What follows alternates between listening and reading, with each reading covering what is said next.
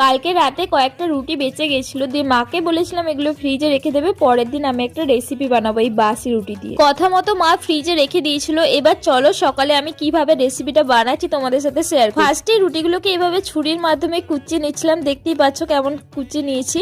এবার কড়াইয়ে পরিমাণ মতো তেল দিয়ে তেলটাকে গরম করে পেঁয়াজ কুচি দিয়ে দিলাম। পেঁয়াজটাকে তেলের সাথে একটু ফ্রাই করে নিলাম। এবার অ্যাড করলাম গাজর কুচি, ক্যাপসিকাম কুচি। এবার খুব সুন্দরভাবে তেলের সাথে ফ্রাই করে নিচ্ছিলাম, সিদ্ধ করে নিচ্ছিলাম ক্যাপসিকাম আর গাজরটাকে। ভালো করে ফ্রাই করে 70% মতো কুক করে নিলাম। এবার অ্যাড করলাম লঙ্কা কুচি আর টমেটো কুচি। এবার ভালো করে মিক্স করে নিলাম আর অ্যাড করলাম স্বাদ মতো লবণ, সয়া সস, চিলি সস আর গোলমরিচের গুঁড়ো। ভালো করে মিক্স করে নিচ্ছিলাম সবজিগুলো, ভালো করে ফ্রাই করে নিলাম। এবার অ্যাড করলাম ডিমটাকে এবার ভুজিয়া বানিয়ে নিচ্ছি। ততক্ষণ তোমরা আমার চ্যানেলটাকে সাবস্ক্রাইব করো, আর আমার ভিডিও যদি ভালো লেগে থাকে কমেন্টে জানিও, আর আমার সুন্দর সুন্দর রেসিপিগুলো তোমরা একবার দেখে এসো যদি পছন্দ হয়।